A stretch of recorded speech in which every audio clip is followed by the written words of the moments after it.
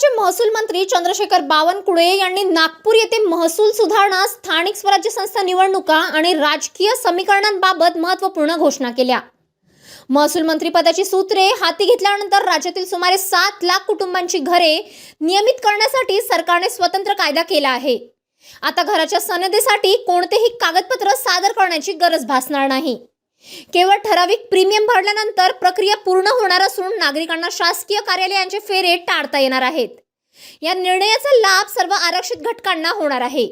बावनकुळे यांनी महसूल विभागातील क्लिष्ट कायदे सुलभ करण्यावर भर देण्यात येत असल्याचे सांगितले। शेतकऱ्यांना शेतापर्यंत सहज पोहोचता यावे यासाठी पादन रस्ते योजना राबवली जात आहे। विद्यार्थ्यांना प्रमाणपत्रांसाठी आता स्टॅम्प पेपरची आवश्यकता राहणार नाही। तसेच वारसा हक्काच्या मालमत्ता वाटपासाठी फक्त 500 रुपयांच्या स्टॅम्पवर प्रक्रिया पूर्ण होणार असून अतिरिक्त शुल्क आकारले जाणार नाही। 60 लाख परिवारांना तुकडेबंदी कायद्यामुळे ज्यांचे घरं कायदेशीर होत नव्हते त्या 60 लाख परिवारांना त्यांचे घरं कायदेशीर करण्याबाबतचा मार्ग आम्ही मोकळा केला।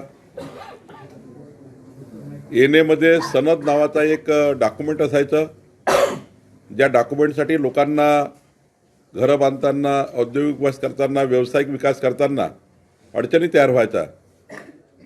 सनद आता काढून टाकली, त्यामुळं आता केवळ प्रीमियम भरलं तर कुणाच्याही घरी, कुणाच्या ऑफिसमध्ये जायची गरज नाही, तहसीलदार एजीओकडे जायची गरज नाही। प्रीमियम भरलं की ऑटोमॅटिक सनद आणि एनए हे या ठिकाणी घेण्याची गरज नाही आहे।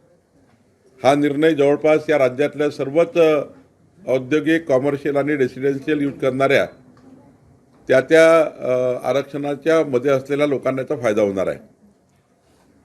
खरं तर पुढच्या काळामध्ये अनेक गोष्टी आम्ही करण्याचा विचार करतो आहे। जे क्लिष्ट महसुली कायदे आहेत त्यांना सुधारणा करण्याचा आपण निर्णय करतो आहे। शेतकऱ्याच्या शेतात पांधन रस्ते बांधकामाकरता मुख्यमंत्री बळीराजा पांधन रस्ते योजना आम्ही आणलेली आहे। विद्यार्थ्यांना आता त्यांच्या डॉक्युमेंटकरता स्टॅम्प पेपर लागणार नाही। कुठलंही डॉक्युमेंट काढताना विद्यार्थ्यांना caste certificate, validity certificate, domicile certificate, कुठलंही डॉक्युमेंट, कुठलाही त्या ठिकाणी स्टॅम्प पेपर लागणार नाही। आपसामध्ये जर वाटणी करायची असेल वडिलोपार्जित प्रॉपर्टीची, त्याला 500 रुपयांमध्ये त्याची रजिस्ट्री होईल। त्याला मुद्रांक शुल्क किंवा कुठलीही स्टॅम्प ड्युटी लागणार नाही। असे 38 निर्णय आमच्या खात्याने घेतलेले आहे।